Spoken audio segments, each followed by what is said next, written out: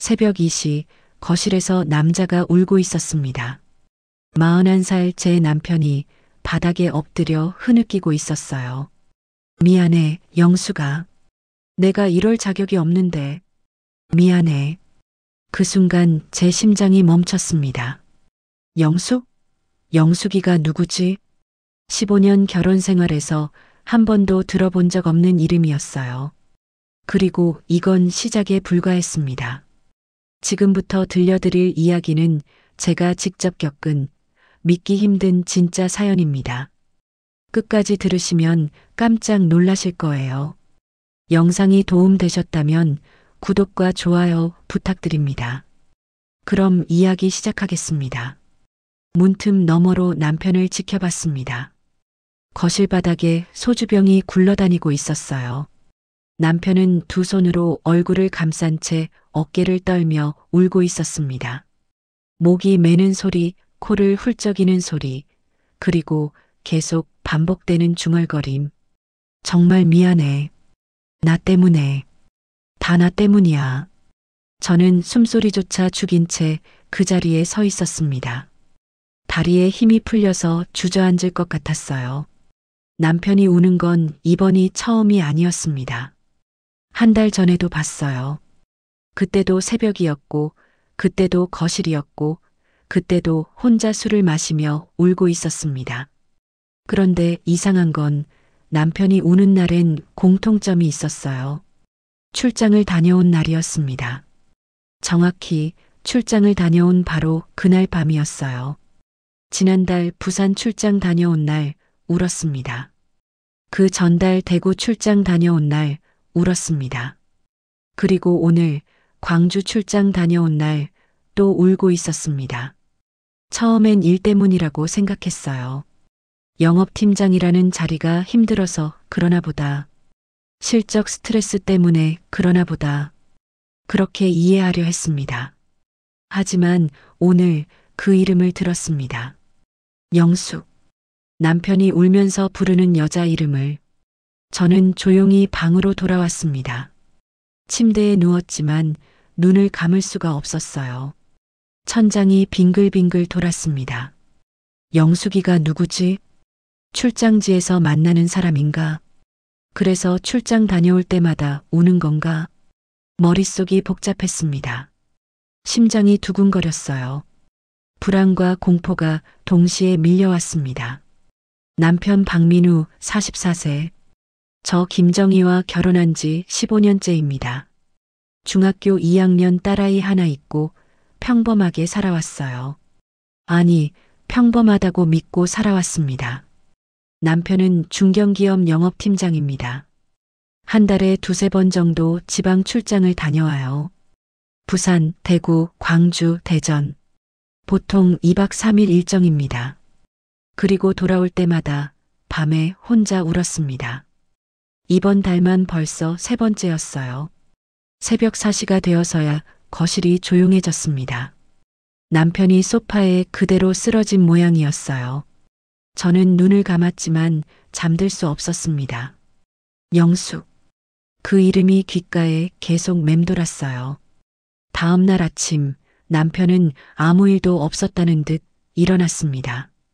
눈이 약간 부었지만 평소처럼 웃으며 식탁에 앉았어요. 여보, 오늘 김치찌개네? 잘 먹겠습니다. 저는 아무 말 없이 국을 떠서 남편 앞에 놓았습니다. 남편은 후후 불며 한 숟가락 떠먹더니 엄지를 치켜 세웠어요. 역시 우리 마누라 솜씨는 최고야. 평범한 아침이었습니다. 어젯밤 바닥에 엎드려 울던 남자가 맞나 싶을 정도로 태연했어요. 회사 잘 다녀올게. 저녁에 봐. 남편이 현관문을 나서는 순간 저는 결심했습니다. 확인해야겠다고. 이 남자가 대체 뭘 숨기고 있는지 알아내야겠다고. 남편이 출근하고 30분 뒤 저는 남편 차를 열었습니다. 예비키가 집에 있었거든요. 검은색 그랜저. 남편이 2년 전부터 몰던 차였습니다. 조수석 문을 열고 안을 살폈어요. 특별한 건 없었습니다. 깨끗하게 정리되어 있었어요. 뒷좌석도 확인했습니다. 역시 아무것도 없었습니다. 그런데 조수석 밑을 손으로 더듬는 순간 뭔가 걸렸습니다. 손에 잡히는 작고 부드러운 것. 꺼내보니 머리끈이었습니다. 검은색 벨벳 재질의 머리끈. 저는 그 자리에서 굳어버렸습니다. 이건 제 거 아니었어요. 저는 머리가 짧아서 머리끈을 쓰지 않습니다. 딸아이 것일까? 아니, 딸은 요즘 핑크색 머리끈만 써요. 검은색은 촌스럽다며 절대 안 씁니다. 그럼 이건 누구 거지? 손이 떨렸습니다. 머리끈을 주머니에 넣고 차 문을 닫았어요. 집으로 돌아와 소파에 주저앉았습니다. 머릿속이 하얘졌습니다. 머리끈 하나로 단정 지을 순 없었어요. 그냥 우연히 어디선가 묻어온 걸 수도 있습니다. 하지만 어젯밤 남편이 울며 부른 그 이름이 자꾸 떠올랐어요. 영숙, 출장, 머리끈. 이 세 가지가 머릿속에서 연결되기 시작했습니다. 그날 저녁 남편은 평소처럼 퇴근했습니다. 다녀왔어. 오늘 뭐 먹어? 불고기 해놨어요. 오, 좋아. 배고픈데 잘 됐네. 저는 남편 얼굴을 유심히 관찰했습니다. 표정 하나 흔들림이 없었어요. 어젯밤 그렇게 울던 사람이 맞나 싶을 정도로 태연했습니다. 밥을 먹으면서 남편이 물었어요. 여보, 무슨 고민 있어? 표정이 안 좋은데? 아니요, 아무것도 아니에요. 그래, 몸은 괜찮고? 네, 괜찮아요. 남편은 고개를 끄덕이고 다시 밥을 먹었습니다. 저는 속으로 질문을 던졌어요. 당신은 괜찮아요? 출장 다녀와서 매번 우는 게 괜찮은 거예요? 영숙이라는 사람은 누구예요? 하지만 입 밖으로 꺼낼 수 없었습니다. 두려웠어요. 남편이 뭐라고 대답할지 무서웠습니다. 그날 밤 남편은 일찍 잠들었습니다. 저는 거실에 혼자 앉아 생각했어요. 이대로 모른 척하고 살 수는 없었습니다. 확인해야 했어요. 남편이 대체 뭘 숨기고 있는지, 출장지에서 무슨 일을 하는지, 영숙이라는 사람이 누구인지. 저는 핸드폰을 꺼내 검색했습니다. 차량용 소형 녹음기. 화면에 여러 제품이 떴습니다. 손가락이 떨렸지만 저는 장바구니에 담았습니다. 그리고 결제 버튼을 눌렀어요. 배송 예정일은 이틀 뒤였습니다. 이틀 뒤 택배가 도착했습니다. 작은 상자 안에 들어있는 검은색 녹음기. 손가락 2마디만 한 크기였어요. 설명서를 읽었습니다. 자동 녹음 기능이 있었어요. 주변의 소리가 감지되면 자동으로 녹음을 시작하고 조용해지면 멈춥니다. 배터리는 72시간 지속된다고 했어요. 72시간. 남편의 출장 일정이 딱 그 정도였습니다. 다음 날 아침 남편이 말했습니다. 여보, 내일 출장 가. 부산에 2박 3일. 어디 묵어요? 호텔. 회사에서 예약해줬어. 조심히 다녀와요. 남편은 웃으며 고개를 끄덕였습니다. 저는 속으로 다짐했어요. 이번이 마지막이다. 이번 출장으로 모든 걸 확인한다. 남편이 출장을 떠나는 날 아침, 남편은 캐리어를 끌고 현관으로 나갔습니다. 잘 다녀올게. 전화할게. 네, 조심히. 남편이 엘리베이터를 타고 내려간 뒤 저는 재빨리 옷을 입었습니다. 그리고 지하 주차장으로 뛰어내려갔어요. 남편 차가 아직 그 자리에 있었습니다. 남편은 지금쯤 지하철을 타고 서울역으로 가는 중일 거예요. KTX를 타기 위해서요. 출장 갈 때는 항상 대중교통을 이용했습니다. 주차비 아끼려고요. 저는 예비키로 차 문을 열었습니다. 손에 든 녹음기를 켰어요. 빨간 불이 들어왔습니다. 조수석 시트 밑에 녹음기를 밀어 넣었습니다. 깊숙이 보이지 않게 숨겼어요. 차 문을 닫고 주차장을 빠져나왔습니다. 심장이 미친 듯이 뛰었습니다. 이제 시작이구나. 72시간 뒤면 모든 걸 알 수 있을 거야. 첫째 날 밤, 남편한테서 전화가 왔습니다. 여보, 나 부산 잘 도착했어. 저녁 먹었어? 네, 먹었어요. 당신은? 나도 먹었어. 호텔 근처 식당에서 삼겹살 먹었어. 피곤하죠? 일찍 쉬어요. 그래, 내일 미팅 있어서 일찍 자야 돼. 먼저 끊을게. 네, 잘 자요. 전화를 끊고 나서 저는 핸드폰을 꽉 쥐었습니다. 지금 이 순간 차 안에 숨겨둔 녹음기가 작동하고 있을까요? 아니면 차는 주차장에 그대로 있고 남편은 정말 호텔에서 자고 있을까요? 잠이 오지 않았습니다. 둘째 날, 남편한테서 문자가 왔습니다. 오늘 하루 종일 미팅이야. 저녁에 전화할게. 저는 답장을 보냈습니다. 응, 파이팅. 그리고 하루 종일 핸드폰만 들여다봤어요. 남편은 정말 미팅 중일까? 아니면 다른 사람을 만나고 있는 걸까? 영숙이라는 사람을. 저녁 8시 남편한테서 전화가 왔습니다. 여보, 미팅 끝났어. 지금 저녁 먹고 있어. 혼자요? 아니, 거래처 사람들이랑 같이. 회식이야. 그래요, 과음하지 말고요. 알았어. 내일 돌아갈게. 사랑해. 나도요. 전화를 끊었습니다.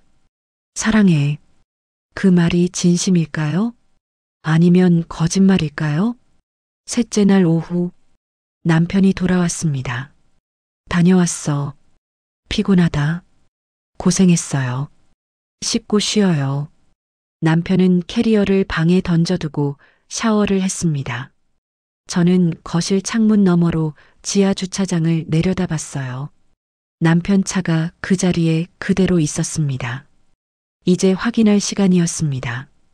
밤 10시 남편이 잠든 걸 확인한 뒤 저는 조심스럽게 현관을 나섰습니다. 슬리퍼를 신고 지하 주차장으로 내려갔어요.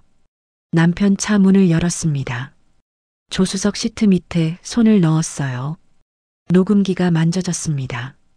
꺼내서 주머니에 넣고 재빨리 집으로 돌아왔습니다. 방에 들어가 문을 잠갔어요. 녹음기를 켰습니다. 파일이 7개 저장되어 있었습니다. 손이 떨렸습니다. 첫 번째 파일을 재생했어요. 처음엔 차 시동 거는 소리, 그리고 라디오 소리만 들렸습니다. 남편이 혼자 중얼거리는 소리. 오늘도 가야 하나? 에휴. 그리고 한참 동안 아무 소리도 안 들렸어요. 두 번째 파일을 재생했습니다. 차 문 여는 소리, 그리고 누군가 타는 소리. 그런데 이상했습니다. 소리가 2개였어요. 남편 목소리가 들렸습니다. 탔어? 그리고 여자 목소리가 들렸습니다. 응, 고마워.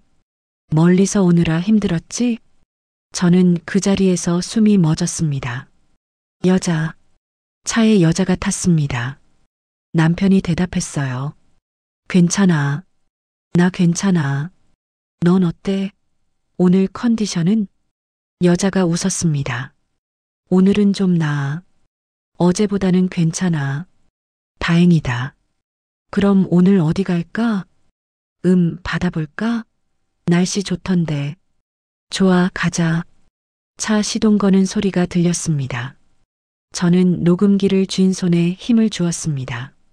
손톱이 손바닥에 파고들었어요. 세 번째 파일을 재생했습니다. 파도 소리가 들렸습니다. 바람 소리, 갈매기 울음소리. 여자가 말했어요. 민우야, 정말 고마워. 내가 부탁한 것도 아닌데 이렇게까지 해줘서. 남편이 대답했습니다. 당연한 거야. 나 아니면 누가 해주겠어. 그래도 미안해. 내 가족한테 미안하고. 괜찮아. 정의는 모르니까. 그 순간 제 눈에서 눈물이 흘러내렸습니다. 정의는 모르니까. 나는 모른다고요? 내 남편이 다른 여자랑 바다에 가서 나는 모른다고요? 네 번째 파일을 재생했습니다. 식당 소리가 들렸습니다. 사람들 웅성거리는 소리, 그릇 부딪히는 소리. 여자가 말했어요. 민우야, 나 이거 먹고 싶었어. 고등어 진짜 오랜만이야. 많이 먹어. 너 요즘 입맛 없다며? 응, 그런데 오늘은 당기네. 신기하다. 남편이 웃었습니다. 다행이다. 많이 먹어. 살 좀 찌워야 돼. 알았어. 근데 민우야? 응? 너 나한테 너무 잘해줘서 나 자꾸 착각하게 돼. 뭘 착각해? 너랑 나랑 예전으로 돌아간 것 같아. 우리 사귈 때처럼. 저는 녹음기를 던져버리고 싶었습니다. 하지만 계속 들어야 했어요. 남편이 대답했습니다. 영수가, 우린 그럴 수 없어. 나 지금 결혼했잖아. 알아. 알지. 그냥 기분이 그렇다는 거야. 미안해. 괜찮아. 나도 가끔 그런 생각 들어. 다섯 번째 파일을 재생했습니다. 차 안이었습니다. 엔진 소리만 들렸어요. 그리고 남편이 중얼거렸습니다. 나 지금 뭐 하는 거지? 이러면 안 되는데. 정희한테 들키면 어쩌지? 그리고 한숨 소리. 저는 이를 악물었습니다. 여섯 번째 파일을 재생했습니다. 여자가 차에서 내리는 소리가 들렸어요. 민우야, 다음 주에 또 올 수 있어? 응, 갈게. 내가 갈게. 고마워. 정말 고마워. 너 아니면 나 어떡해. 걱정하지 마. 내가 끝까지 함께 할게. 그리고 차 문 닫히는 소리. 일곱 번째 파일을 재생했습니다. 남편이 혼자 있었습니다. 그리고 흐느끼는 소리가 들렸어요. 나 진짜 미친놈이야. 결혼해놓고 이러면 안 되는데. 정희한테 미안해. 진짜 미안해. 그리고 또 우는 소리. 저는 녹음기를 끄고 바닥에 주저앉았습니다. 눈물이 멈추지 않았어요. 남편이 우는 이유를 이제 알았습니다. 죄책감 때문이었어요. 다른 여자를 만나고 있어서 영숙이라는 여자를. 그리고 그 여자는 남편의 옛날 사람이었습니다. 첫사랑. 저는 그날 밤 한숨도 자지 못했습니다. 머릿속이 하얘졌어요. 이제 어떡하지? 이걸 어떻게 해야 하지? 하지만 한 가지는 확실했습니다. 이대로 끝낼 수 없다는 것. 더 알아내야 했어요. 영숙이라는 여자가 누군지, 남편이 얼마나 깊이 빠져 있는지, 그리고 이 관계가 언제부터 시작된 건지. 저는 눈물을 닦고 일어났습니다. 다음 날부터 본격적으로 조사를 시작하기로 했어요. 다음 날 아침 남편은 평소처럼 출근했습니다. 여보, 다녀올게. 잘 다녀와요. 현관문이 닫히는 소리가 들렸어요. 저는 5분을 기다렸습니다. 남편이 뭔가 깜빡하고 돌아올 수도 있으니까요. 10분이 지났습니다. 이제 괜찮았어요. 저는 안방으로 들어갔습니다. 남편의 서랍을 열었어요. 양말, 속옷, 손수건, 평범한 것들 뿐이었습니다. 두 번째 서랍을 열었습니다. 넥타이, 벨트, 지갑 몇 개. 세 번째 서랍. 여기엔 남편이 잘 안 쓰는 물건들이 들어 있었어요. 오래된 시계, 명함 케이스, 그리고 낡은 가죽 파우치. 파우치를 꺼냈습니다. 지퍼를 열었어요. 그 안에 편지 뭉치가 들어 있었습니다. 한 장, 두 장, 세 장. 모두 같은 필체로 쓰여 있었어요. 여자 글씨였습니다. 첫 번째 편지를 펼쳤습니다. 민우야, 오늘 하루 어땠어? 나는 오늘 병원 갔다 왔어. 검사 결과는 다음 주에 나온대. 무섭지만 내가 있어서 버틸 수 있을 것 같아. 고마워. 영숙이가. 제 손이 떨렸습니다. 병원? 검사 결과? 두 번째 편지를 펼쳤어요. 민우야, 오늘 의사 선생님이 그러시더라. 6개월에서 1년이래. 항암 치료받으면 조금 더 늘어날 수도 있대. 근데 나 항암 안 받을 거야. 고생하기 싫어. 그냥 이대로 편하게 가고 싶어. 너한테 이런 말해서 미안해. 근데 너 말고는 말할 사람이 없어. 사랑해, 영숙. 제 눈앞이 흐려졌습니다. 6개월에서 1년. 시한부. 영숙이라는 여자는 시한부 환자였습니다. 3번째 편지를 펼쳤어요. 민우야, 오늘 너랑 바다 간 거 너무 좋았어. 고등어도 맛있었고, 나 요즘 아무것도 먹기 싫었는데 오늘은 맛있게 먹었어. 너랑 있으면 다 괜찮아져. 20년 전에 우리 헤어지지 말 걸 그랬어. 그때 내가 너 붙잡았어야 했는데. 근데 이제 와서 후회해봤자 소용없지. 너 결혼했고 나는 이제 얼마 못 살고. 그래도 마지막에 너 만날 수 있어서 행복해. 고마워, 민우야. 저는 편지를 떨어뜨렸습니다. 20년 전. 남편과 영숙은 20년 전에 사귀었던 사이였어요. 그리고 지금 영숙은 죽어가고 있었습니다. 남편은 그녀의 마지막을 함께하고 있었던 거예요. 저는 바닥에 주저앉았습니다. 이게 뭐지? 이건 바람이 아니잖아요. 이건 불륜도 아니고. 그럼 이건 뭔가요? 동정인가요? 옛 사랑에 대한 미련인가요? 아니면 진짜 사랑인가요? 머릿속이 복잡했습니다. 남편을 미워해야 할지 이해해야 할지 알 수 없었어요. 4번째 편지를 집어들었습니다. 민우야, 나 오늘 쓰러졌어. 집에서 혼자 있다가 갑자기 정신이 아득해지더라. 1시간쯤 지나서 깨어났는데 온몸이 땀범벅이었어. 무서웠어. 진짜 무서웠어. 이렇게 혼자 죽는 건가 싶었어. 민우야, 미안한데 다음 주 출장 올 때 나 좀 데리러 와줄래? 혼자 있기 무서워. 내 마지막 부탁이야. 제발. 편지를 읽는 동안 눈물이 흘러내렸습니다. 이건 분노의 눈물이 아니었어요. 슬픔의 눈물도 아니었습니다. 그냥 복잡한 이름 붙일 수 없는 감정의 눈물이었어요. 5번째 편지. 민우야, 오늘 내 차에서 내리면서 생각했어.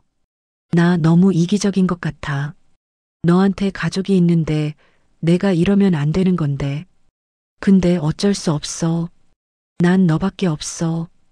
부모님도 돌아가셨고, 오빠는 미국에 있고, 친구들은 다 결혼해서 바쁘고, 너만 나를 기억해줘.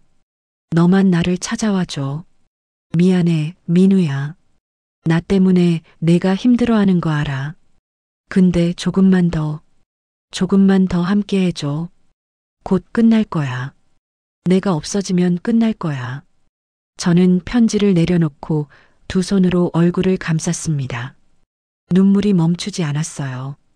이 여자는 외로웠습니다. 죽어가면서 혼자였습니다. 그리고 남편은 그 외로움을 함께 나눠주고 있었어요. 마지막 편지를 펼쳤습니다. 민우야, 오늘 나 입원했어. 병원에서 전화 왔는데 당장 들어오래. 상태가 안 좋아졌대. 근데 민우야, 나 입원비가 없어. 적금 다 깨서 생활비로 썼거든. 미안한데 돈 좀 빌려줄 수 있을까? 나중에 보험금 나오면 갚을게. 아니면 내가 가진 거라도 줄게. 미안해, 정말 미안해. 영숙. 그 순간 제 머릿속에 뭔가 스쳤습니다. 입원비. 남편이 돈을 빌려줬다는 건가요? 아니, 빌려준 정도가 아닐 수도 있어요. 저는 재빨리 일어났습니다. 남편의 통장을 확인해야 했어요. 남편 책상 서랍을 열었습니다. 통장 몇 개가 나왔어요. 급여 통장, 적금 통장, 예금 통장. 급여 통장을 펼쳤습니다. 한 장, 한 장 넘겨봤어요. 지난달 거래 내역을 봤습니다. 출금 내역 중에 이상한 게 있었어요. 9월 15일 200만 원 출금. 9월 22일 150만 원 출금. 9월 29일 200만 원 출금. 한 달에 550만 원. 적금 통장을 펼쳤습니다. 8월 20일 적금 해지. 1200만 원 입금. 8월 21일 1200만 원 출금.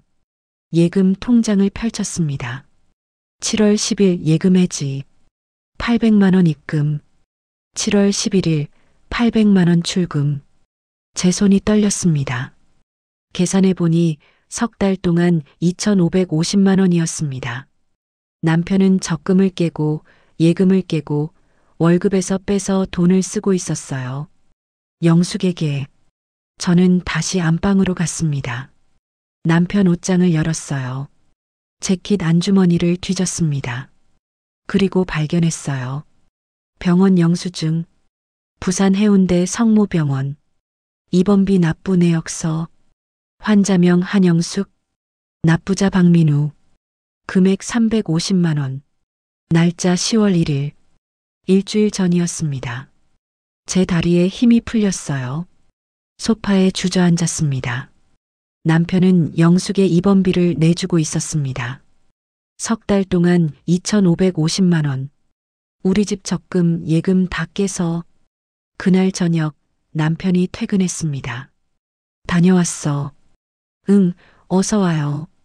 저는 평소처럼 저녁을 차렸습니다. 하지만 속으로는 계속 질문을 던지고 있었어요. 당신 지금 우리 집 돈 다 쓰고 있는 거 알아요? 당신 적금 깬 거 알고 있어요? 당신 그 여자한테 입원비 내주는 거 나한테 말도 안 하고 하는 거예요? 하지만 입 밖으로 꺼낼 수 없었습니다. 아직은 아니었어요. 더 확인해야 할 게 있었습니다. 밥을 먹는데 남편이 말했어요. 여보, 다음 주에 또 출장 가. 어디요? 부산. 2박 3일. 또 부산이에요? 응, 거래처가 거기 있어서. 그래요. 저는 고개를 끄덕였습니다. 그리고 속으로 다짐했어요. 다음 출장 때 따라가 보자. 직접 눈으로 확인해야겠다. 일주일이 지났습니다. 그 일주일 동안 저는 남편을 관찰했어요. 남편은 평소와 똑같았습니다. 아침에 일어나서 출근하고 저녁에 퇴근해서 TV 보고 주말엔 딸아이랑 놀아주고 완벽한 남편이었어요. 완벽한 아빠였습니다. 하지만 저는 알고 있었어요. 이 남편이 다른 여자한테 돈을 쓰고 있다는 걸, 다른 여자를 만나러 출장을 간다는 걸, 그리고 그 여자를 위해 우리 집 적금을 깼다는 걸. 출장 전날 밤 남편이 캐리어를 챙겼습니다. 저는 거실에서 그 모습을 지켜봤어요. 남편이 물었습니다. 여보, 내 회색 셔츠 어디 있어? 세탁소에 맡겼어요. 내일 찾아올게요. 아, 그래. 그럼 흰색 거 입을게. 응. 남편은 캐리어에 옷을 넣으며 중얼거렸어요. 이번엔 빨리 다녀와야 하는데. 왜요? 아, 거래처 사장님이 바쁘시대. 미팅 끝나면 바로 올라오래. 그래요. 저는 웃으며 대답했습니다. 하지만 속으론 알고 있었어요. 거짓말이라는 걸. 남편은 거래처 사장을 만나러 가는 게 아니었어요. 영숙을 만나러 가는 거였습니다. 다음 날 아침 8시 남편이 집을 나섰습니다. 잘 다녀올게. 응, 조심히. 현관문이 닫혔습니다. 저는 10분을 기다렸어요. 그리고 재빨리 옷을 갈아입었습니다. 검은색 긴팔 티셔츠, 청바지, 운동화. 모자를 눌러 쓰고 선글라스를 꼈어요. 가방에 핸드폰, 지갑, 물 챙겼습니다. 그리고 집을 나섰어요. 지하철역으로 뛰어갔습니다. 서울역행 전철을 탔어요. 남편도 지금 이 전철을 타고 있을 거예요. 서울역에 도착했습니다. 사람들이 우르르 빠져나갔어요. 저도 그 틈에 섞여서 KTX 승강장으로 올라갔습니다. 9시 10분 부산행 KTX. 남편이 예약한 기차였어요. 어제 핸드폰 문자로 확인했습니다. 승강장에 사람들이 줄을 서 있었어요. 저는 기둥 뒤에 몸을 숨겼습니다. 그리고 남편을 찾았어요. 있었습니다. 회색 코트를 입은 남편이 5번 칸 앞에 서 있었어요. 저는 10번 칸으로 갔습니다. 기차가 들어왔습니다. 사람들이 우르르 탔어요. 저도 10번 칸에 올라탔습니다. 좌석을 찾아 앉았어요. 창가 자리였습니다. 기차가 출발했습니다. 부산까지 2시간 반. 남편은 지금 5번 칸에 앉아 있을 거예요. 핸드폰을 보거나 잠을 자거나 창밖을 보고 있겠죠. 저는 가만히 앉아서 생각했습니다. 부산역에 도착하면 어떻게 하지? 남편을 따라가야 해. 들키지 않게. 2시간 30분 뒤 부산역에 도착했습니다. 사람들이 우르르 내렸어요. 저는 사람들 틈에 섞여서 천천히 내렸습니다. 그리고 개찰구 쪽을 봤어요. 남편이 보였습니다. 회색 코트, 검은색 캐리어. 남편은 개찰구를 빠져나가 택시 승강장으로 갔어요. 저도 뒤따라갔습니다. 남편이 택시를 탔습니다. 저는 재빨리 그 뒤 택시에 올라탔어요. 기사님께 말했습니다. 저기 앞에 택시 보이시죠? 저거 따라가 주세요. 예. 무슨 일이신데요? 제 남편이에요. 바람 피우는 것 같아서요. 기사님이 고개를 끄덕였습니다. 알겠습니다. 제가 조심히 따라가 볼게요. 감사합니다. 택시가 출발했습니다. 앞 택시를 따라 부산 시내를 달렸어요. 해운대 방향이었습니다. 20분쯤 지나자 택시가 한 건물 앞에 멈췄어요. 병원이었습니다. 부산 해운대 성모병원. 영수증에서 봤던 그 병원이었어요. 남편이 택시에서 내렸습니다. 캐리어를 끌고 병원 안으로 들어갔어요. 저는 기사님께 요금을 주고 택시에서 내렸습니다. 병원 입구 옆 카페로 들어갔어요. 창가 자리에 앉아서 병원 입구를 지켜봤습니다. 10분, 20분, 30분. 남편이 나오지 않았어요. 1시간이 지났습니다. 여전히 나오지 않았어요. 저는 커피를 한 모금 마시며 생각했습니다. 저 안에 영숙이 있구나. 남편이 지금 영숙이 있는 병실에 있구나. 이 시간이 지났을 때 남편이 나왔습니다. 하지만 혼자가 아니었어요. 여자가 함께 있었습니다. 키 작은 여자, 마른 체구, 짧은 머리, 니트 가디건을 입고 있었어요. 얼굴은 창백했고 걸음걸이가 느렸습니다. 남편이 그 여자의 팔을 잡아줬어요. 두 사람은 택시를 탔습니다. 저는 재빨리 카페를 나와 또 다른 택시를 잡았어요. 저 택시 따라가 주세요. 또요? 오늘 따라가는 사람 많네. 기사님이 웃으며 출발했습니다. 택시는 해운대 해변 쪽으로 갔어요. 10분쯤 달리자 한 카페 앞에 멈췄습니다. 바다가 보이는 카페였어요. 남편과 영숙이 내렸습니다. 두 사람은 카페 안으로 들어갔어요. 저도 택시에서 내려 카페로 갔습니다. 하지만 안으로 들어가진 않았어요. 카페 옆 산책로에 서서 창문 너머로 봤습니다. 남편과 영숙이 창가 자리에 앉았어요. 주문을 하고 커피가 나왔습니다. 두 사람은 마주보며 이야기를 나눴어요. 영숙이 웃었습니다. 남편도 웃었어요. 영숙이 바다를 가리키며 뭐라고 말했습니다. 남편이 고개를 끄덕였어요. 그리고 영숙의 손을 잡았습니다. 제 심장이 쿵 하고 내려앉았습니다. 손을 잡았어요. 내 남편이 다른 여자 손을 잡았습니다. 카페 창문 너머로 햇살 아래서 웃으며 저는 그 자리에서 발이 떨어지지 않았어요. 눈물이 흘러내렸습니다. 이게 현실인가 싶었어요. 1시간쯤 지나서 두 사람이 카페를 나왔습니다. 또 택시를 탔어요. 저도 택시를 탔습니다.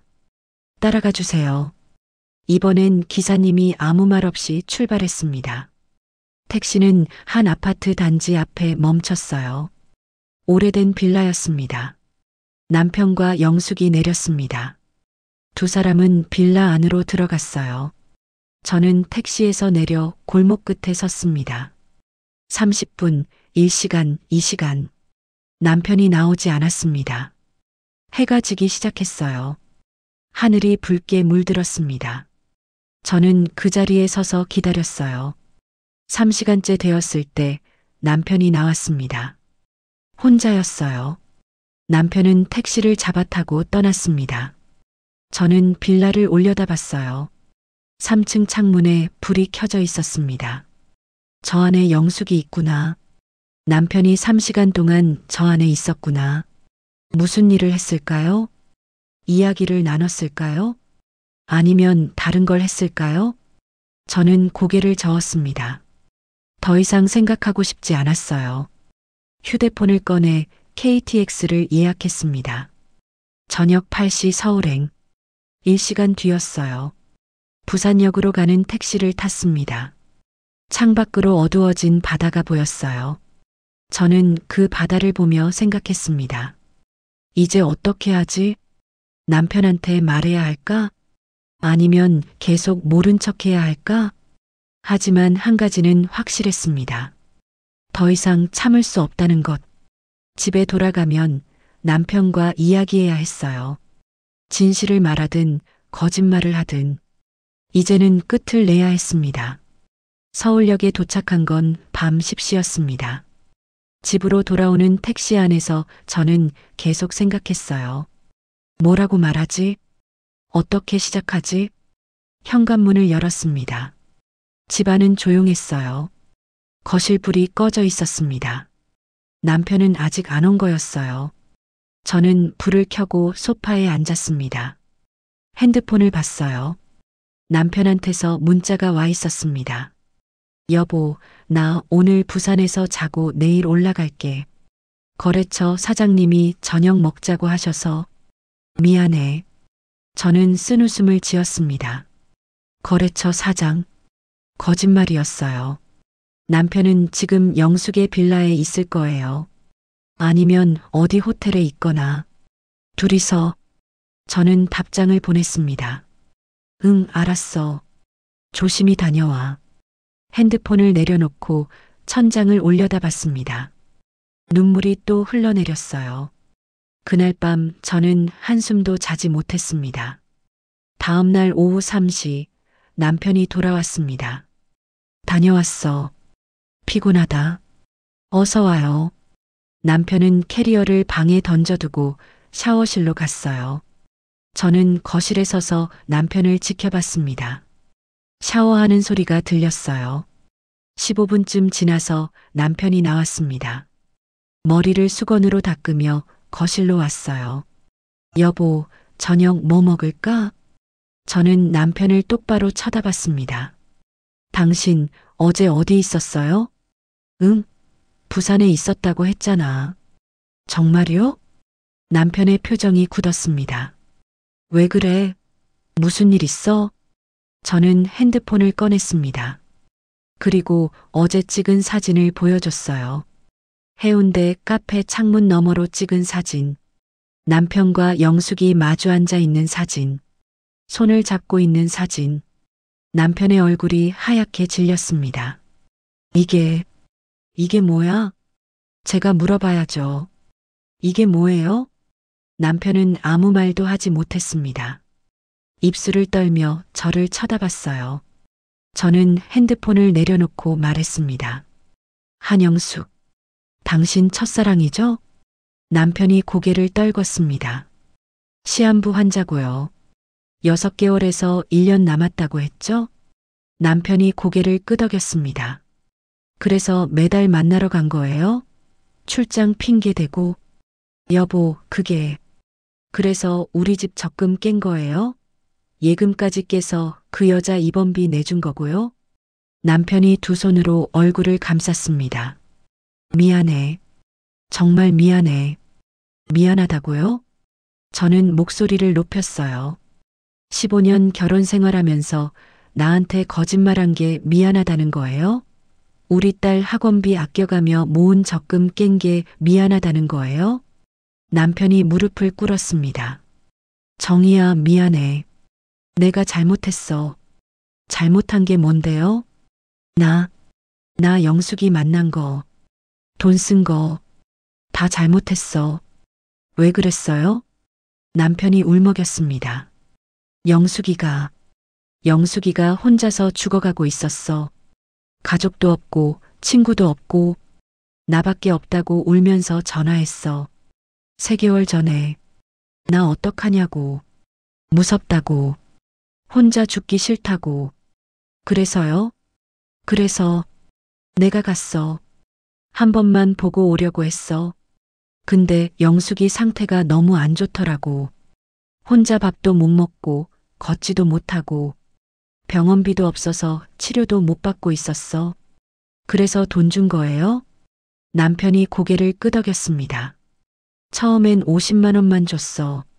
그냥 밥이나 사 먹으라고. 근데 영숙이가 또 전화했어. 병원에 입원해야 하는데 돈이 없다고. 그래서 적금을 깬 거야. 저는 소파에 주저앉았습니다. 당신 지금 무슨 말 하는지 알아요? 정희야, 당신은 지금 다른 여자 위해서 우리 가족 돈 쓰고 있었던 거예요.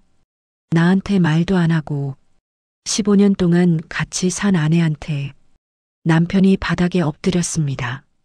미안해. 정말 미안해. 나도 어쩔 수가 없었어. 어쩔 수 없다고요? 저는 남편을 내려다봤습니다. 당신 그 여자 아직도 사랑하는 거 아니에요? 남편이 고개를 들었습니다. 아니야. 사랑하는 거 아니야. 그럼 뭐예요? 남편이 입술을 깨물었습니다. 그냥 불쌍해서. 혼자 죽어가는 게 너무 불쌍해서. 불쌍해서요? 저는 웃었어요. 쓴웃음이었습니다. 당신 불쌍한 사람 많아요. 길거리에도 많고 병원에도 많아요. 그 사람들 다 도와줄 거예요? 그건 왜 하필 그 여자예요? 왜 하필 당신 첫사랑이에요? 남편이 아무 말도 하지 못했습니다. 저는 일어났습니다. 당신 지금 나한테 거짓말하지 마세요. 당신 그 여자 아직 사랑하는 거 맞잖아요. 아니라니까. 남편이 소리쳤습니다. 저는 남편을 똑바로 쳐다봤어요. 그럼 증명해봐요. 그 여자 이제 안 만난다고 약속해봐요. 남편이 입을 다물었습니다. 못하겠죠? 정희야. 왜 못해요? 나보다 그 여자가 더 중요하니까 그런 거죠? 남편이 고개를 저었습니다. 아니야. 넌 내 아내야. 내 가족이야. 당연히 너랑 우리 딸이 제일 중요해. 그럼 그 여자 이제 끊어요. 남편이 말없이 고개를 떨궜습니다. 그리고 한참 만에 중얼거렸어요. 영숙이는 얼마 못 살아. 3개월, 아니 어쩌면 한 달도 안 남았을 수도 있어. 그냥 그때까지만. 제발. 저는 남편을 보며 말했습니다. 당신 지금 나한테 뭐라고 한 거예요? 정희야, 제발 이해해줘. 이해하라고요? 저는 목소리를 낮췄습니다. 당신이 다른 여자 만나는 거 이해하라고요? 당신이 그 여자한테 우리 돈 쓰는 거 이해하라고요? 그게 아니면 뭐예요? 저는 남편을 향해 한 걸음 다가갔습니다. 당신 나 바보로 아는 거예요? 남편이 고개를 들었습니다. 눈에 눈물이 고여 있었어요. 정희야, 나 진짜 널 사랑해. 우리 딸도 사랑하고. 근데 영숙이는 정말 불쌍해. 혼자 죽어가는데 내가 외면할 수가 없어. 저는 남편을 보며 천천히 말했습니다. 그럼 나는요? 나는 불쌍하지 않아요? 남편이 눈을 크게 떴습니다. 15년 동안 당신만 믿고 살았는데 당신이 다른 여자 만나고 있었어요. 우리 가족 미래 위에 모은 돈을 당신이 다 쓰고 있었고요. 나는 그것도 모르고 혼자 밤마다 당신 걱정했어요. 나는 안 불쌍해요? 남편이 입술을 떨었습니다. 저는 돌아섰습니다. 오늘은 이야기 그만해요. 머리 아파요. 정희야. 방으로 들어가서 문을 닫았어요. 침대에 쓰러졌습니다. 눈물이 또 흘러내렸어요. 그날 밤 남편은 거실 소파에서 잤습니다. 저는 방 안에서 뜬 눈으로 밤을 새웠어요. 머릿속이 복잡했습니다. 남편의 말이 계속 맴돌았어요. 영숙이는 얼마 못 살아. 그냥 그때까지만. 제발 이해해야 할까요? 남편은 죽어가는 사람을 돕고 있는 거잖아요. 착한 일을 하고 있는 거고요. 하지만 그게 왜 나한테는 배신처럼 느껴질까요? 왜 이렇게 가슴이 아플까요? 새벽 5시 저는 일어났습니다. 거실로 나갔어요. 남편이 소파에서 자고 있었습니다. 얼굴이 퉁퉁 부어 있었어요. 울었나 봐요. 저는 부엌으로 가서 물을 한 잔 마셨습니다. 그리고 남편의 가방이 눈에 들어왔어요. 현관 옆에 놓여 있었습니다. 저는 가방을 집어들었습니다. 조용히 방으로 가져왔어요. 가방을 열었습니다. 옷, 세면도구, 노트북, 그리고 서류 봉투 하나. 봉투를 꺼냈습니다. 펼쳐봤어요. 병원 서류였습니다. 부산 해운대 성모병원. 환자명 한영숙, 진단명 말기 췌장암, 예상 생존기간 2개월 이내, 특이사항 환자 보호자 없음, 치료 거부 의사 밝힘, 완화 치료 진행 중. 그 아래에 또 다른 서류가 있었어요. 입원비 내역서, 9월 350만 원, 10월 420만 원, 11월 예상 500만 원, 총액 1270만 원. 저는 서류를 내려놓았습니다. 손이 떨렸어요. 1270만 원. 그것도 병원비만요. 그 외에 생활비, 식비는 따로 있을 거예요.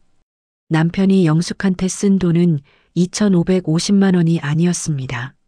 아마 3천만 원은 넘을 거예요. 저는 서류를 다시 봉투에 넣었습니다.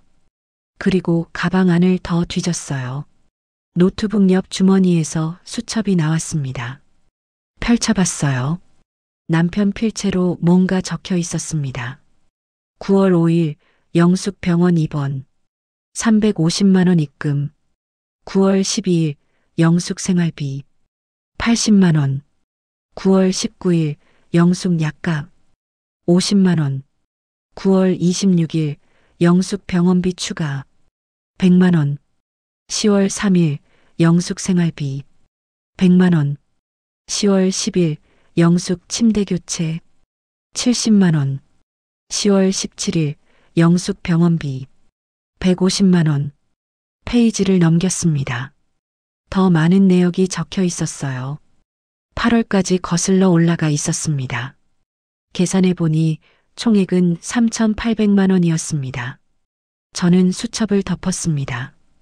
3,800만 원. 우리 집 적금, 예금 다 합쳐도 2천만 원이었어요. 그럼 나머지 1,800만 원은 어디서 났을까요? 저는 재빨리 남편 가방을 다시 뒤졌습니다.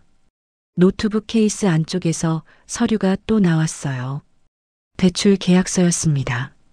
신용대출 2천만 원. 대출일 8월 15일. 이자 연 8.5%. 상환기간 3년. 저는 그 자리에서 주저앉았습니다. 대출까지. 남편은 대출까지 받아서 영숙한테 돈을 쓰고 있었어요.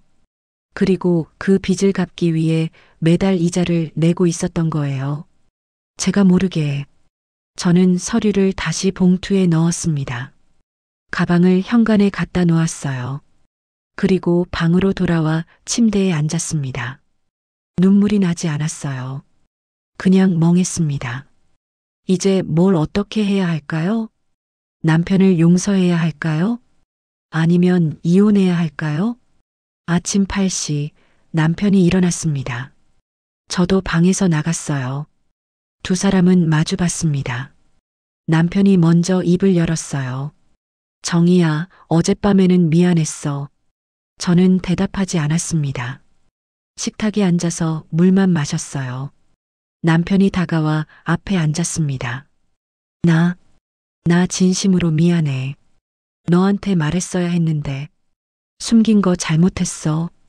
그거 말고도 숨긴 거 많죠? 남편이 눈을 크게 떴습니다. 뭐? 대출. 남편의 얼굴이 하얗게 질렸습니다. 대출 받은 거 알아요. 2천만 원. 남편이 고개를 떨궜습니다. 저는 천천히 말했습니다. 총 3,800만 원 썼죠? 그 여자한테 적금 예금 깨고 대출까지 받아서. 남편이 아무 말도 하지 못했습니다. 수첩에 다 적어놨더라고요. 병원비, 생활비, 약값, 침대값. 한 푼 한 푼 다. 정희야, 그게 왜 그랬어요? 저는 남편을 똑바로 쳐다봤습니다. 왜 그렇게까지 했어요? 대출까지 받아가면서. 남편이 눈물을 흘렸습니다. 영숙이가 정말 아무것도 없었어. 돈도 없고 가족도 없고 병원에서 쫓겨날 뻔했어. 치료비가 없어서. 그래서 내가 도와줄 수밖에 없었어. 그게 당신 책임이에요? 남편이 고개를 들었습니다. 영숙이는 20년 전에 내가 차버렸어. 뭐라고요? 저는 눈을 크게 떴습니다. 남편이 말을 이었어요. 대학교 4학년 때 영숙이랑 사귀었어. 3년 동안 졸업하고 결혼하자고 약속도 했고. 근데 내가 다른 여자 만났어. 회사 선배 소개로. 그리고 영숙이한테 헤어지자고 했어. 저는 숨을 죽였습니다. 영숙이가 울면서 매달렸어. 왜 그러냐고, 내가 뭘 잘못했냐고. 근데 나는 그냥 새로운 사람이 좋았어. 그래서 영숙이를 차버렸어. 그래서요? 그 뒤로 영숙이는 연락 끊었어. 20년 동안. 근데 3개월 전에 갑자기 전화가 왔어. 죽어간다고. 혼자 무섭다고. 마지막으로 한 번만 보고 싶다고. 남편이 얼굴을 손으로 감쌌습니다. 그래서 갔어. 만났어. 근데 영숙이가 너무 변해 있었어. 말랐고 창백했고 걷지도 못했어. 내가 차버린 그 여자가 20년 뒤에 혼자 죽어가고 있었어. 그래서 돈 준 거예요? 죄책감 때문에? 남편이 고개를 끄덕였습니다. 그래. 내가 영숙이한테 빚진 것 같았어. 내가 차버려서 영숙이 인생이 망가진 것 같았어. 결혼도 못하고 혼자 살다가 혼자 죽어가고 있잖아. 저는 한숨을 쉬었습니다. 그건 당신 착각이에요. 정희야. 그 여자가 결혼 못한 게 당신 때문이라는 증거 있어요? 어쩌면 그 여자는 결혼 안 하고 싶었을 수도 있고 다른 이유가 있었을 수도 있어요. 남편이 입을 다물었습니다. 저는 일어났습니다. 당신 지금 그 여자 구원자 놀이하는 거예요. 착한 사람 되고 싶어서, 죄책감 덜고 싶어서. 근데 그게 우리 가족한테는 배신이에요. 정희야, 미안해. 저는 남편을 보며 말했습니다. 이제 선택해요. 그 여자 아니면 나. 둘 중 하나. 남편이 눈을 크게 떴습니다. 정희야, 그건 오늘 안에 대답해요. 나 기다릴게요. 저는 방으로 들어가 문을 닫았습니다. 그날 오후 딸아이가 학교에서 돌아왔습니다. 엄마, 나왔어. 응, 어서 와. 딸아이는 가방을 던져두고 방으로 들어갔어요. 남편은 거실 소파에 앉아서 TV를 보고 있었습니다. 하지만 화면을 보는 게 아니었어요. 그냥 멍하니 앉아 있었습니다. 저녁 6시 저는 밥을 차렸습니다. 딸아이를 불렀어요. 밥 먹어. 네. 딸아이가 나와서 식탁에 앉았습니다. 남편도 식탁에 앉았어요. 세 사람은 조용히 밥을 먹었습니다. 딸아이가 물었어요. 엄마, 아빠, 무슨 일 있어? 분위기 이상한데? 아니야, 아무것도 아니야. 저는 웃으며 대답했습니다. 하지만 딸아이는 뭔가 눈치챈 모양이었어요. 뭔가 있는 것 같은데. 밥이나 먹어. 딸아이는 더 이상 묻지 않았습니다. 밥을 다 먹고 딸아이는 방으로 들어갔어요. 남편과 저만 남았습니다. 남편이 입을 열었습니다. 정희야. 저는 설거지를 하면서 대답했어요. 뭐요? 나 결정했어. 저는 설거지를 멈췄습니다. 천천히 돌아봤어요. 뭐라고 결정했는데요? 남편이 일어났습니다. 그리고 저를 똑바로 쳐다봤어요. 영숙이, 이제 안 만날게. 저는 남편을 바라봤습니다. 진짜요? 응. 너랑 우리 딸이 제일 중요해. 영숙이한테는 미안하지만 이제 그만 만날게. 저는 안도의 한숨을 쉬었습니다. 하지만 동시에 이상한 감정이 밀려왔어요. 이게 맞나? 영숙이라는 여자는 정말 혼자 죽어가게 내버려 두는 게 맞나? 그 순간 남편 핸드폰이 울렸습니다. 남편이 핸드폰을 꺼냈어요. 화면을 보는 순간 얼굴이 굳었습니다. 누구예요? 남편이 대답하지 않았습니다. 누구냐고요? 저는 다가가서 핸드폰 화면을 봤습니다. 병원, 부산 해운대 성모병원에서 온 전화였습니다. 남편이 전화를 받았어요. 여보세요? 짧은 침묵. 그리고 남편의 얼굴이 창백해졌습니다. 네, 지금요? 또 침묵. 알겠습니다. 지금 갈게요. 남편이 전화를 끊었습니다. 무슨 일이에요? 남편이 저를 봤습니다. 눈에 눈물이 고여 있었어요. 영숙이가 위독하대. 지금 당장 오래. 저는 남편을 보며 물었습니다. 지금 갈 거예요? 남편이 고개를 끄덕였습니다. 나 가봐야 할 것 같아. 마지막 일 수도 있어. 저는 한참을 남편을 바라봤습니다. 그리고 천천히 말했어요. 가요.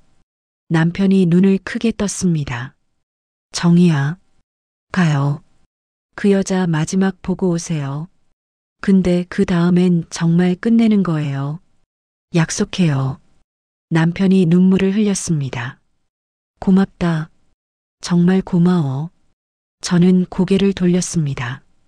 빨리 가요. 남편이 현관으로 뛰어갔습니다. 신발을 신고 문을 열었어요. 그리고 뒤돌아보며 말했습니다. 정희야, 사랑해. 문이 닫혔습니다.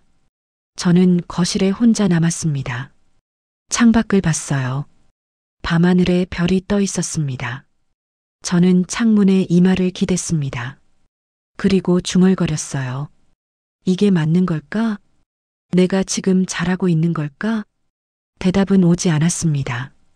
남편이 떠난 뒤 저는 소파에 앉아 있었습니다. 시계를 봤어요. 밤 9시. 부산까지 KTX로 2시간 반이면 갑니다. 남편은 지금쯤 서울역으로 가고 있겠죠. 저는 핸드폰을 들었습니다. 그리고 망설였어요. 전화를 걸까? 아니면 그냥 기다릴까? 결국 저는 전화를 걸었습니다. 상대는 남편이 아니었어요. 여보세요? 부산 해운대 성모병원인가요? 네, 맞습니다. 한영숙 환자분 보호자인데요. 아까 전화 주셨죠? 잠시만요. 확인해 보겠습니다. 잠시 기다리는 소리가 들렸어요. 그리고 간호사가 다시 말했습니다. 한영숙 환자분이요? 저희가 전화 드린 적 없는데요. 네. 방금 전에 남편한테 전화 오지 않았나요? 환자가 위독하다고. 아니요. 저희 쪽에서 전화 드린 적 없습니다. 한영숙 환자분 상태는 안정적이세요. 오늘 오후에 검사도 받으셨고요. 저는 전화를 끊었습니다. 심장이 쿵쿵 뛰었어요. 병원에서 전화한 게 아니라고요? 그럼 누가 전화한 걸까요? 저는 재빨리 남편 핸드폰으로 전화를 걸었습니다. 신호가 갔어요. 한 번, 두 번, 세 번. 여보세요? 남편 목소리가 들렸습니다. 당신 지금 어디예요? 나 지금 택시 타고 서울역 가는 중이야. 병원에서 전화 안 왔어요. 뭐? 방금 병원에 전화해 봤는데 병원에서 당신한테 전화 안 했대요. 영숙 씨 상태도 안정적이래요. 남편이 말을 멈췄습니다. 저는 다그쳤어요. 누가 전화한 거예요? 나도 모르겠어. 전화번호 확인해 봐요. 남편이 잠시 침묵했습니다. 그리고 말했어요. 영숙이 번호야. 뭐라고요? 영숙이가 전화한 거야. 병원에서 위독하다고. 저는 한숨을 쉬었습니다. 그 여자가 거짓말한 거예요. 당신 불러내려고. 정희야. 당장 돌아와요. 근데 영숙이가 왜 거짓말을? 모르겠어요. 어쨌든 당신 지금 당장 집으로 돌아와요. 알았어. 택시 돌릴게. 전화를 끊었습니다. 저는 소파에 주저앉았어요. 영숙이 왜 거짓말을 했을까요? 남편을 만나고 싶어서? 아니면 다른 이유가 있는 걸까요? 30분 뒤 남편이 돌아왔습니다. 다녀왔어. 남편은 현관에 서서 신발도 벗지 못하고 있었어요. 저는 거실에서 남편을 봤습니다. 영숙 씨한테 전화해 봤어요? 응, 했어. 근데 안 받아. 저는 남편에게 다가갔습니다. 당신 그 여자한테 속은 거예요. 정희야, 그게 무슨. 그 여자는 당신이 안 만나겠다고 하니까 거짓말로 불러낸 거예요. 위독하다고 거짓말해서. 남편이 고개를 저었습니다. 영숙이는 그런 사람 아니야. 어떻게 알아요? 나 영숙이 알아. 그 친구 착해. 저는 웃었습니다. 쓴웃음이었어요. 착한 사람이 남의 남편한테 매달려요? 거짓말까지 해가면서. 남편이 아무 말도 하지 못했습니다. 저는 핸드폰을 꺼냈어요. 내가 직접 확인해 볼게요. 뭘? 그 여자한테 전화할 거예요. 남편이 눈을 크게 떴습니다. 정희야, 그러지 마. 왜요? 뭐가 무서운데요? 저는 남편 핸드폰을 낚아챘습니다. 통화 목록을 봤어요. 한영숙. 번호를 눌렀습니다. 신호가 갔어요. 한 번, 두 번. 여보세요? 여자 목소리가 들렸습니다. 약하고 가느다란 목소리였어요. 영숙 씨죠? 네. 누구세요? 저는 박민우 아내 김정희예요. 전화 너머로 숨소리가 들렸습니다. 그리고 여자가 말했어요. 아, 사모님, 왜 우리 남편한테 거짓말했어요? 거짓말이요? 위독하다고 거짓말했잖아요. 병원에 확인해 봤어요. 당신 상태 안정적이래요. 여자가 한숨을 쉬었습니다. 죄송해요. 제가 너무 보고 싶어서요. 보고 싶으면 거짓말해도 돼요? 여자가 울먹였습니다. 사모님, 죄송해요. 근데 민우 씨가 저 안 만나겠다고 해서 저 너무 무서웠어요. 혼자 있기 무서워서. 저는 목소리를 낮췄습니다. 영숙 씨, 당신 지금 뭐 하는 거예요? 네. 우리 남편 15년 동안 저랑 살았어요. 딸도 있고요. 그런 남편을 당신이 왜 흔들어요? 여자가 눈물을 흘리는 소리가 들렸습니다. 죄송해요. 근데 저는 민우 씨밖에 없어요. 그게 제 남편을 괴롭혀도 되는 이유예요? 사모님, 당신 혼자 외롭고 무섭다고 해서 우리 가족까지 힘들어야 돼요? 여자가 흐느꼈습니다. 저는 계속 말했어요. 우리 남편 당신 때문에 매일 밤 울었어요. 죄책감에 시달리면서 우리 집 돈 3,800만 원 당신한테 썼어요. 대출까지 받아가면서. 그게 당신한테는 고맙겠지만 우리한테는 배신이에요. 사모님, 정말 죄송해요. 저도 어쩔 수가 없었어요. 어쩔 수 없다고요? 저는 웃었습니다. 어쩔 수 없으면 뭐든 해도 돼요? 남의 남편한테 매달려도 되고, 거짓말해도 되고, 여자가 울음을 터뜨렸습니다. 저는 전화를 끊고 싶었어요. 하지만 뭔가 이상했습니다. 여자의 울음소리가 너무 절박했어요. 저는 한숨을 쉬었습니다. 영숙 씨, 네. 당신 정말 아무도 없어요? 여자가 흐느끼며 대답했습니다. 네. 부모님은 5년 전에 돌아가셨고, 오빠는 미국에 있는데 10년 넘게 연락 안 했어요. 친구들은 다 결혼해서 바쁘고, 저 혼자예요. 저는 눈을 감았습니다. 그래서 우리 남편한테 매달린 거예요? 네. 죄송해요. 근데 민우 씨가 유일하게 제 전화 받아줬어요. 유일하게 저한테 와줬어요. 저는 입술을 깨물었습니다. 영숙 씨, 우리 남편 이제 못 만나요. 사모님, 당신 마음은 이해해요. 외롭고 무서운 거 알아요. 근데 그렇다고 남의 남편한테 의지하는 건 안 돼요. 여자가 울면서 말했습니다. 그럼 저는 어떡해요? 저 혼자 죽으라는 거예요? 저는 한참을 침묵했습니다. 그리고 천천히 말했어요. 혼자 죽는 게 무서우면 다른 방법을 찾아야죠. 무슨 방법이요? 저는 깊게 숨을 들이쉬었습니다. 그리고 말했어요. 호스피스 병동 알아요? 여자가 대답했습니다. 네. 들어는 봤어요. 거기 가세요. 호스피스 병동엔 당신 같은 사람들 많아요. 혼자 죽어가는 사람들. 거기선 의료진이 도와주고 자원봉사자들도 있어요. 혼자가 아니에요. 여자가 조용히 울었습니다. 저는 계속 말했어요. 우리 남편한테 매달리지 말고 제대로 된 도움 받으세요. 그게 당신한테도 좋고 우리한테도 좋아요. 사모님, 그리고 우리 남편한테 더 이상 연락하지 마세요. 부탁이에요. 여자가 한참을 침묵하더니 말했습니다. 알겠어요. 저는 전화를 끊었습니다. 손이 떨렸어요. 남편이 다가왔습니다.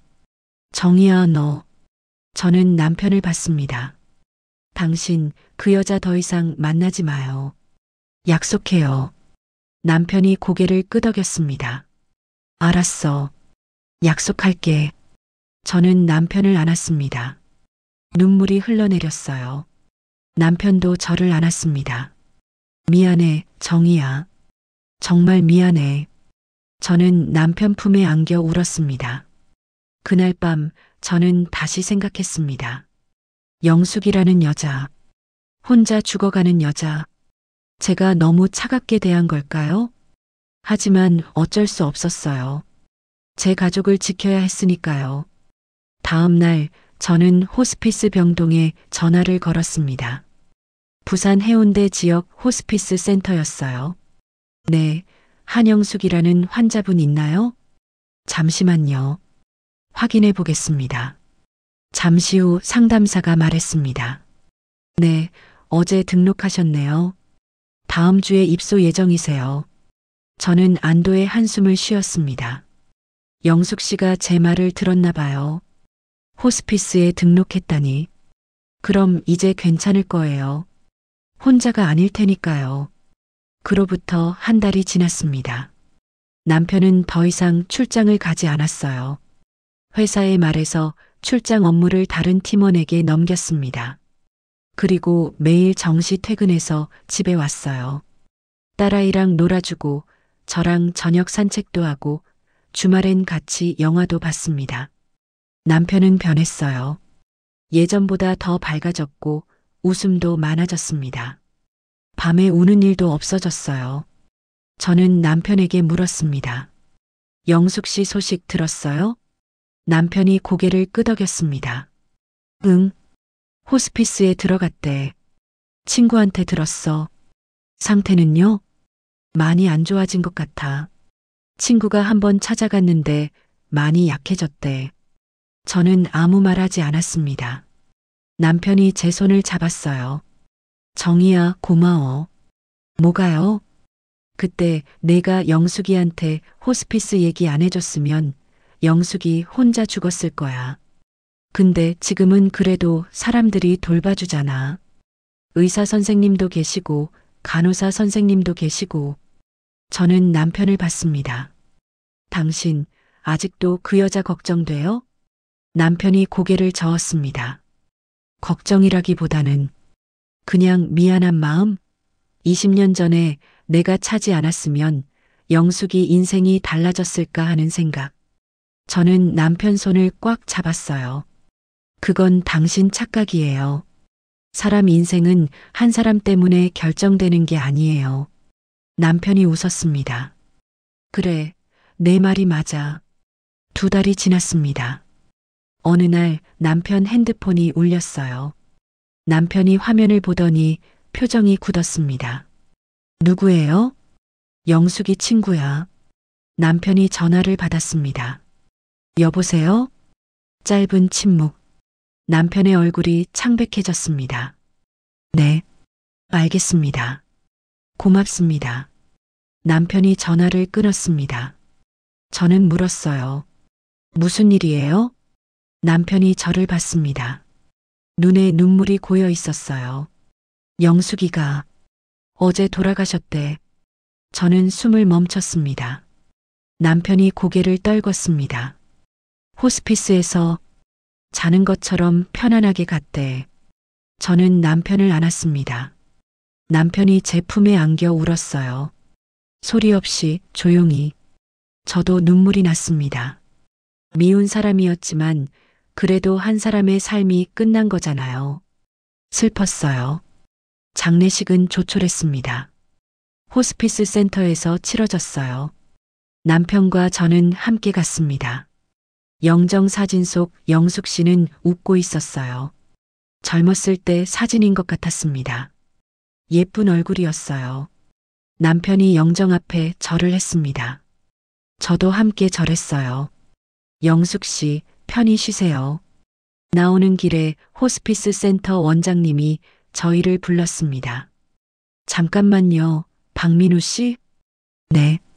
한영숙 환자분이 편지를 남기셨어요. 박민우 씨 앞으로요. 원장님이 봉투를 건넸습니다. 남편이 받아들었어요. 그리고 그 자리에서 펼쳤습니다. 저도 옆에서 함께 읽었어요. 민우야, 그리고 사모님. 이 편지를 읽고 있다면 나는 이미 세상을 떠났을 거야. 민우야, 고마웠어. 3개월 동안 혼자가 아니어서 행복했어.